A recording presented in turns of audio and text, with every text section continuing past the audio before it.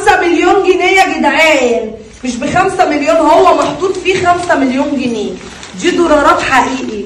أم ساجدة لبست فستان تمنه 5 مليون جنيه، حياتها اتغيرت 180 درجة وبقت واحدة تانية، وكله بسبب ترند الفواتح اللي عملته مع وحيد لاشين، وطلع تقول إنها هتنافس ياسمين صبري وجورجينا.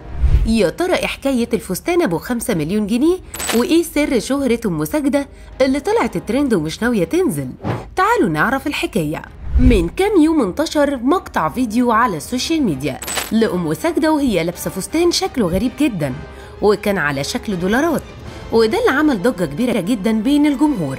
والغريب بقى إن أم ساجدة ظهرت في الفيديو وهي بتقول ده مش ب5 مليون جنيه، لا هو محطوط فيه 5 مليون جنيه، مع إن الكل عارف إن أم ساجدة بتعمل إعلان بالفستان للمكان اللي كانت مصورة فيه، لكن بمجرد انتشار الفيديو عمل ضجة كبيرة بين الناس اللي بتتابعها، والكل بدأ يتكلم عن أم ساجدة وحياتها واللي اتغيرت في ثواني بسبب فيديو الفواتح.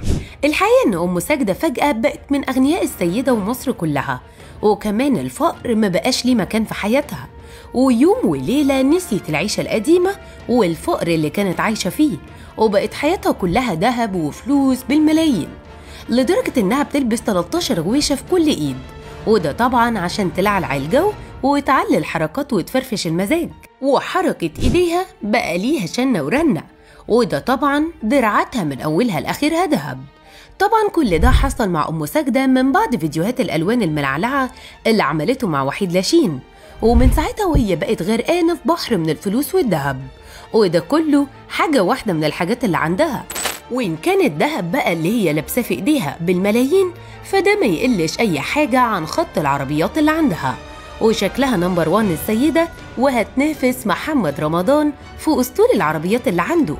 الغريب إن أم ساجدة ما بقتش بتضيع وقت، وعشان تقعد معاها محتاج واسطة، قعدتها بقت في المصالح والفلوس وبس، وبقت شغالة في كل حاجة وبتتاجر في أي حاجة بتجيب فلوس، وبقت ملعلعة السوق كله، يعني فاضل لها تكة وهتعين لها حد يظبط لها المواعيد زي رجال الأعمال الكبيرة. والسر في كل الفلوس اللي معاها دي هي الإعلانات اللي كانت بتعملها واللي ما بتقبضش تمنها بالمصري، لدرجة إنها بقت بتتشرط تقبض بالعملة الصعبة. طبعا ما هي الست مش قليلة في البلد. إعلانات أم ساجدة بقت كمان على كل شكل ولون، في محلات الملابس والبراندات الكبيرة، وكمان في الميك اب والعبايات، ومش سايبة حاجة خالص. الغريب بقى إن أم ساجدة بتقول إن السر في الطلة السحرية اللي في منتهى الرقي دي، وبتقول إن صوتها حكاية والرياكشنات كمان حكاية في منتهى اللعلعة ومفيش بعد كده. نوسة هو الاسم الحقيقي لأم ساجدة واللي مشهورة بيه في منطقتها، وشايفة كمان إن النجاح اللي هي فيه ده كله السبب فيه هو دعوة أمها ليها وكمان رضاها عنها. وقالت كمان إنها بتحب الخير لكل الناس، وسبب كبير من اللي هي فيه ده إنها عمرها ما تمنت الشر لحد ولا عمرها أذت حد، وإنها بتحب الخير للناس كلها. وقالت كمان والله أنا مش بشكر في نفسي، والله أنا أطيب خلق الله. انتوا كمان قولوا لنا رأيكم في فستان أم ساجدة.